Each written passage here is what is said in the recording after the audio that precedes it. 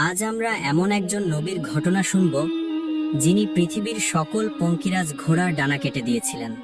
কিভাবে পঙ্কিরাজ ঘোড়ার ফাঁদে পড়ে তার আসরের নামাজ কাজা হয়ে গিয়েছিল। প্রিয় দর্শক, আজ ইসলামের ইতিহাসের এমন এক পয়গম্বর এবং এমন এক বাদশার কথাই বলবো, যিনি ছিলেন সমস্ত পৃথিবীর বাদশা। শুধু মানুষ নয়, পশু পাখি, দৈত্য, দানব, জিন, এমনকি বাতাসও তার হুকুম মেনে চলত। আর তিনিই হলেন পৃথিবীর সর্ববৃহৎ সম্রাট, আল্লাহর পয়গম্বর হযরত সুলাইমান আলাইহি ওয়াসাল্লাম।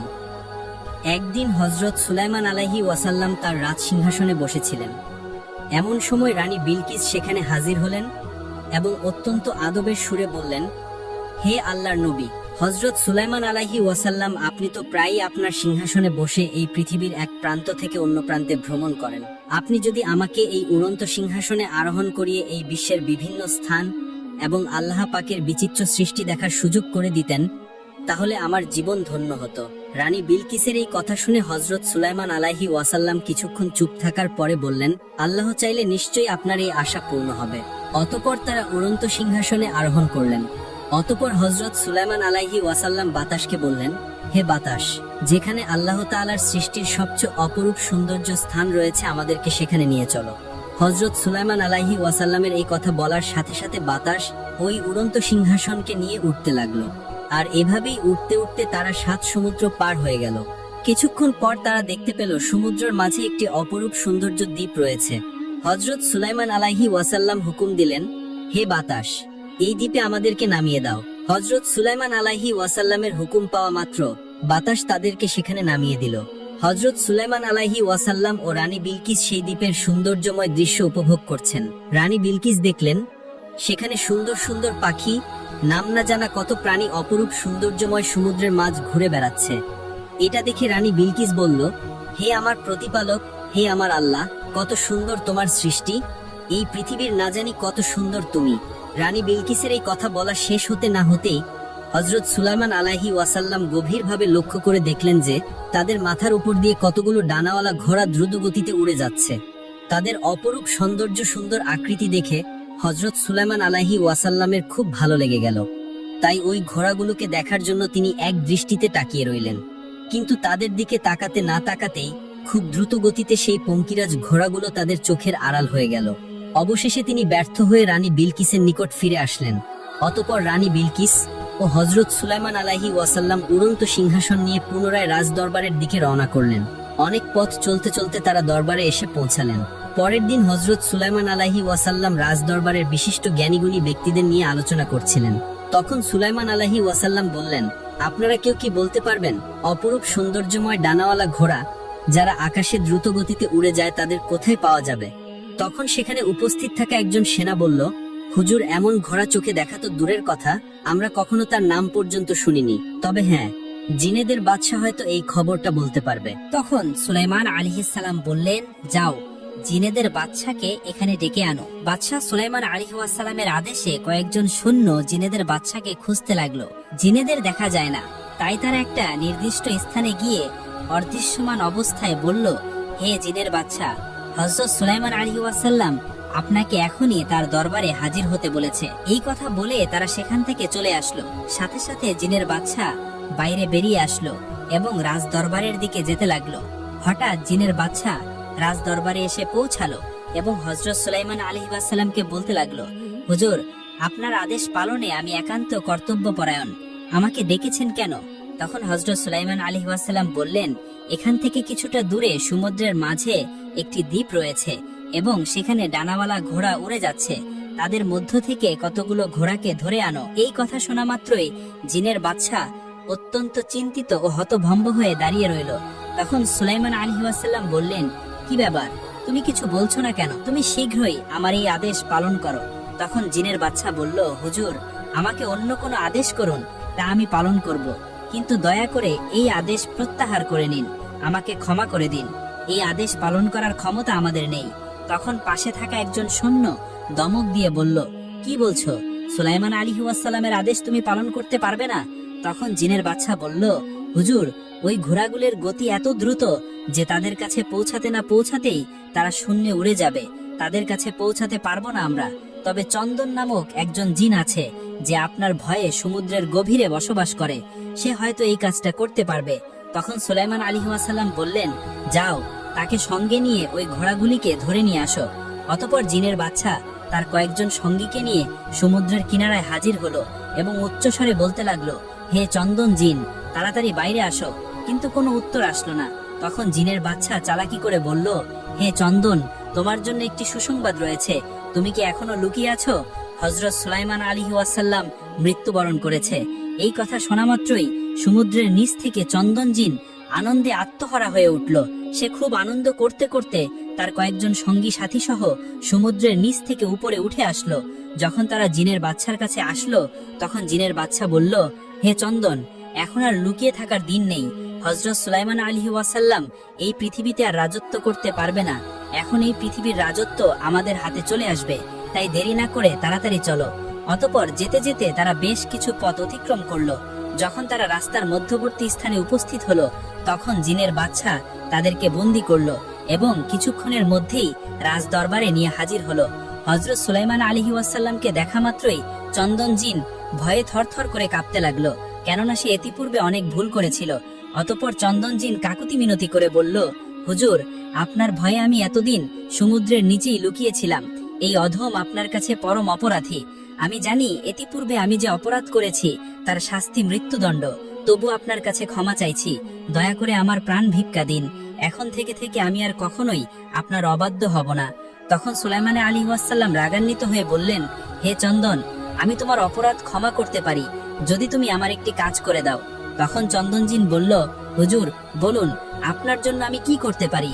তখন সুলাইমান আলাইহিস সালাম বললেন, কিছু দূরে সমুদ্রের মাঝখানে একটি সুন্দর দ্বীপ রয়েছে এবং সেখানে ডানাওয়ালা ঘোড়া রয়েছে।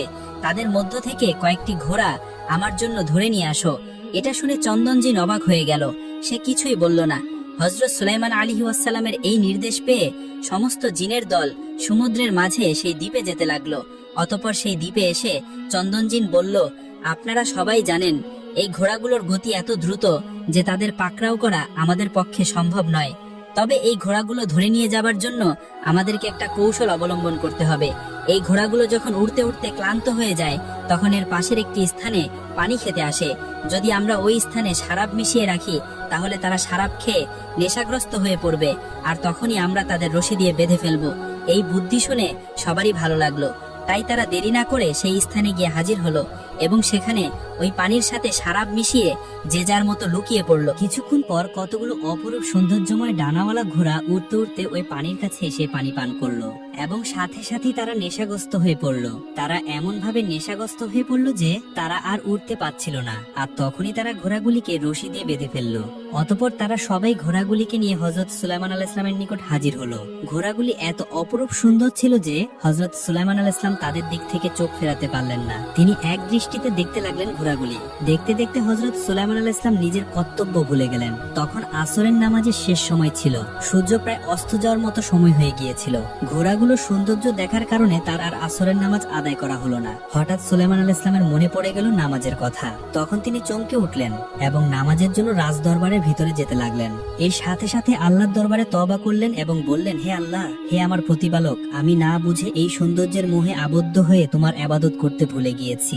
আমার এই অপরাধ তুমি ক্ষমা করে দাও। এই বলে তিনি অঝরে কাঁদতে লাগলেন। ঠিক সেই সময় মহান আল্লাহ তাআলা হযরত জিবরাইল আলাইহিস সালামকে বললেন, হে জিবরাইল, তুমি সূর্যকে বলে দাও সে যেন আল্লাহর হুকুমে অস্ত যেতে কিছুটা সময় অপেক্ষা করে। এই নির্দেশ পেয়ে হযরত জিবরাইল আলাইহিস সালাম সূর্যের কাছে এসে হাজির হলো এবং বলল, হে সূর্য, আল্লাহর হুকুমে তুমি ওখানেই থেমে থাকো।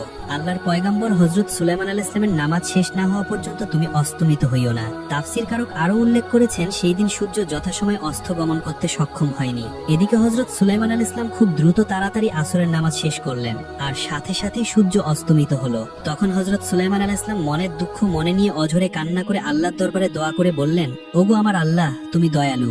আমি ভুল করে এই পার্থিব জগতের একটি ঘোড়ার সৌন্দর্যে আকৃষ্ট হয়ে সবকিছুই ভুলে গিয়েছিলাম। দয়া করে মেহেরবানি করে তুমি আমাকে ক্ষমা করে করে দাও। অতঃপর হযরত সুলাইমান আলাইহিস সালামের ঘোড়ার প্রতি ক্রোধের সৃষ্টি হলো। তখন হযরত সুলাইমান আলাইহিস সালাম সবাইকে বললেন, তোমরা যাও, ওই ঘোড়াগুলোকে আমার সামনে নিয়ে আসো। এই নির্দেশ অনুযায়ী ঘোড়াগুলিকে এক এক করে হযরত সুলাইমান আলাইহিস সালামের সামনে আনা হলো। আর তখন হযরত সুলাইমান আলাইহিস সালাম সমস্ত ঘোড়ার ডানা কেটে ফেললেন।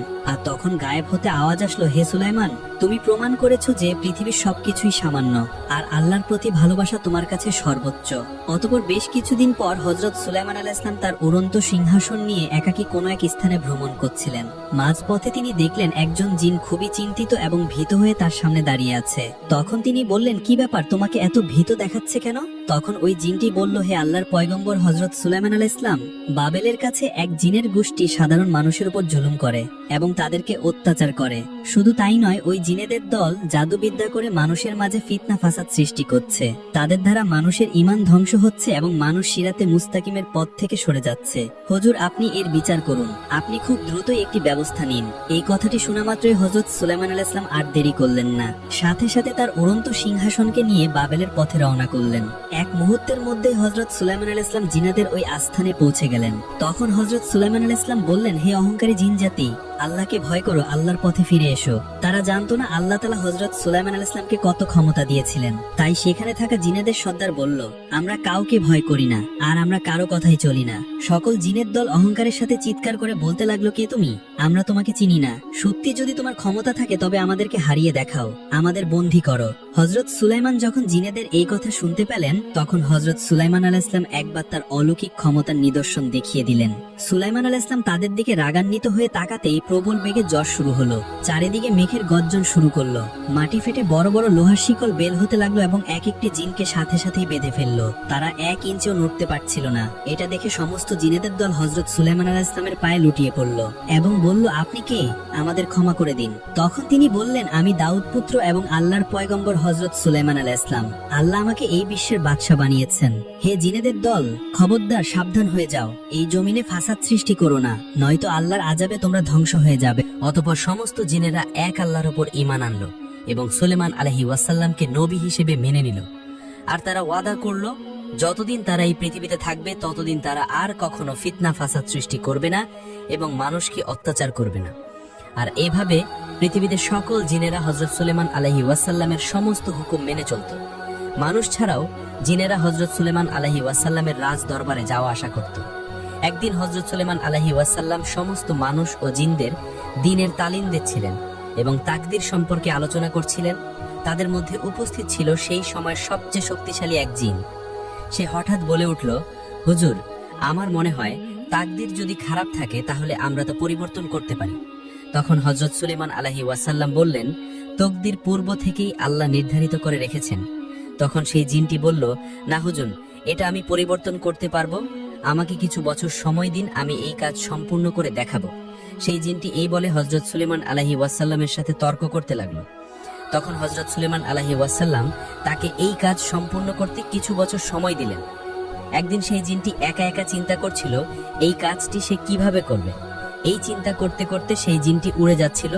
এমন সময় হঠাৎ সে দেখলো এক ধনী ব্যক্তির একটি বিশাল প্রাসাদের সামনে কতগুলো ছোট ছেলেনাই খেলা করছে। এটা দেখে জিনটি ওখানে দাঁড়িয়ে পড়ল এবং অদৃশ্য হয়ে ওই ধনী ব্যক্তির ছোট একটি মেয়েকে উঠিয়ে নিয়ে চলে গেল। যেতে যেতে সে বহু দূরে গভীর এক জঙ্গলের মাঝে একটি নির্জন জায়গায় গিয়ে হাজির হলো এবং একটি ঘরের মধ্যে ওই ছোট্ট মেয়েটিকে রেখে দিল। ততক্ষণ পর্যন্ত সে মেয়েটি অজ্ঞান অবস্থায় ছিল, তাই সমস্ত খাবার জিনিসপত্র সে জিনটি তার কাছে এনে রাখলো।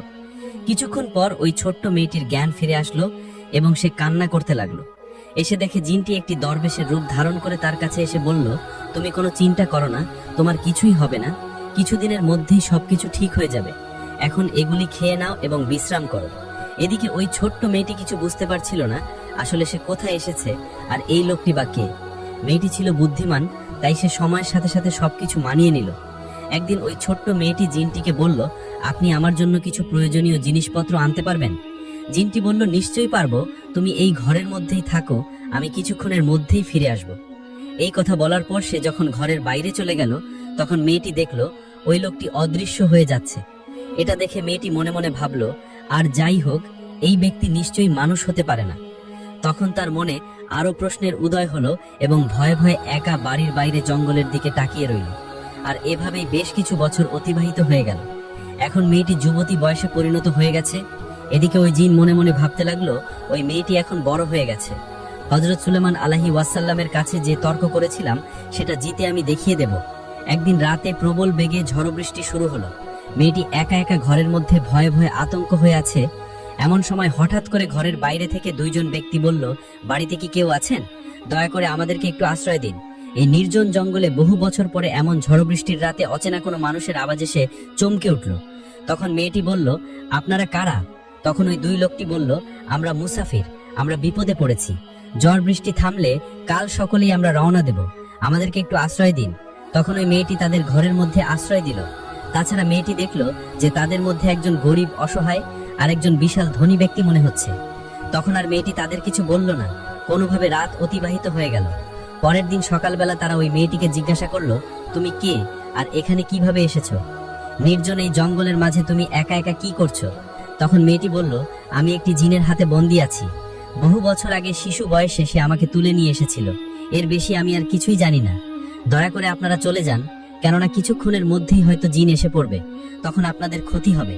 তখন ওই ধনী যুবকটি বলল, আমরা তোমাকে এই জিনের হাত থেকে বাঁচিয়ে নিব।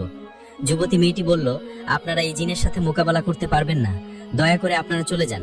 অতঃপর ওই গরিব ব্যক্তিটি বলল, তুমি যে এই যুবককে দেখছো সে আসলে একজন রাজ্যের রাজার ছেলে, আর আমি তার নৌকার মাঝি। আমরা মাছ শিকার করার জন্য বের হয়েছিলাম, কিন্তু প্রবল ঝড় বৃষ্টির কারণে আমাদের নৌকা ডুবে গিয়েছে। কোনো প্রকার জীবন বাঁচিয়ে আমরা এখানে এসেছি। তখন যুবকটি বলল, আমি জানতে চাই কেন জিন আপনাকে এভাবে বহু বছর বন্দী করে রেখেছে? তখন যুবতী মেয়েটি বলল, আমি এই বিষয়ে কিছুই জানি না, জিন আপনাদের ক্ষতি করতে পারে, এই বলে তাদের ঘরের মধ্যে লুকিয়ে রাখলো। এদিকে জিন আসার সময় হয়ে গিয়েছে। হঠাৎ করে জিনটি কিছু খাবার জিনিস নিয়ে ঘরের মধ্যে প্রবেশ করলো এবং বলল, কি ব্যাপার, আজকে যেন অন্যরকম দেখাচ্ছে, এখানে কি কোনো মানুষ এসেছিল? তখন মেয়েটি বলল, আপনি এসব কি বলছেন? এমন নির্জন জঙ্গলের মাঝে মানুষ কোথা থেকে আসবে? আপনার ধারণা ভুল হচ্ছে। তখন জিনটি বলল, ঠিক আছে, আমি চলে যাচ্ছি, আমার কিছু গুরুত্বপূর্ণ কাজ আছে, এখানে আসতে বেশ কয়েকদিন দেরি হতে পারে। এই কথা বলে জিনটি সেখান থেকে চলে গেল। অন্যদিকে ওই দুইটি যুবকের ইচ্ছে ছিল নিষ্পাপ মেয়েটিকে এই নির্জন জঙ্গলের মাঝে জিনের হাত থেকে রক্ষা করবে। অতঃপর নৌকার মাঝি বলল, আপনারা দুজন বিবাহ করে নিন এবং এই জঙ্গল ছেড়ে মানুষের মাঝে বসবাস শুরু করুন। আমি একা বাড়ির দিকে রওনা হচ্ছি, কিছুক্ষণ পর লোকজন নিয়ে আমি আপনাদেরকে উদ্ধার করব। এই কথা মতো নৌকার মাঝি তাদের বিবাহ সম্পূর্ণ করল এবং শহরের পথে রওনা দিল। এভাবে বেশ কয়েকদিন অতিবাহিত হয়ে গেল। দুজনের সুখে শান্তিতে বসবাস করতে লাগলো। কিন্তু তাদের ইচ্ছে ছিল জিনের হাত থেকে কোনো রকম পালিয়ে যাওয়া, কিন্তু তা আর সম্ভব হচ্ছে না। অতঃপর কয়েকদিন পর যখন ওই জিন আসার সময় হলো, তখন মেয়েটি ওই যুবকটিকে লুকিয়ে রেখেছিল। হঠাৎ করে জিনটি সেখানে হাজির হলো এবং মেয়েটিকে বলল, তুমি প্রস্তুত থাকো, আমি তোমাকে আর এই ঘরটিকে নিয়ে হযরত সুলাইমান আলাইহি ওয়াসাল্লামের দরবারে যাব। আমি তো এত বছর অপেক্ষা করে আছি শুধুমাত্র এই তর্কে জেতার জন্য, আর সেই তর্কে আমি জিতেই ছাড়ব। অতঃপর কিছুক্ষণ পর ওই জিনটি ঘরটাকে নিজের হাতে উঠিয়ে নিয়ে উঠতে উঠতে হযরত সুলাইমান আলাইহি ওয়াসাল্লামের দরবারের সামনে গেল। তখন ওই জিনটি বলতে লাগলো, হুজুর, আজ থেকে কয়েক বছর আগে আপনার কাছে একটি তর্ক করেছিলাম। আপনি বলেছিলেন ভাগ্য হলো পূর্ব নির্ধারিত, তাকে কখনো পরিবর্তন করা যাবে না। কিন্তু এই দেখুন, আমি পরিবর্তন করে দিয়েছি, কেননা এই ঘরের মধ্যে যে মেয়েটি আছে তার সাথে এক রাজার ছেলের বিবাহ হওয়ার কথা ছিল, কিন্তু সে কোনো এক ঝড় বৃষ্টির রাতে নৌকা ডুবে মারা গিয়েছে। এখন এই মেয়েটির অন্যজনের সাথে বিবাহ দিতে হবে। দেখুন আমি লেখা ভাগ্যকে কিভাবে পরিবর্তন করে দিয়েছি। তখন হযরত সুলাইমান আলাইহি ওয়াসাল্লাম বললেন, ওই ঘরের দরজা খুলো।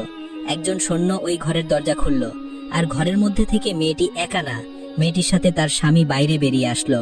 অতএব জিনটি এটা দেখে হতভম্ব হয়ে গেল। সে কিছুতেই নিজের চোখকে বিশ্বাস করতে পারছিল না। তখন হযরত সুলাইমান আলাইহি ওয়াসাল্লাম মেয়েটিকে বললেন, তুমি কে, আর এই ঘরের মধ্যে বা কি করে এলে, আর তোমার সাথে যুবকটিকে?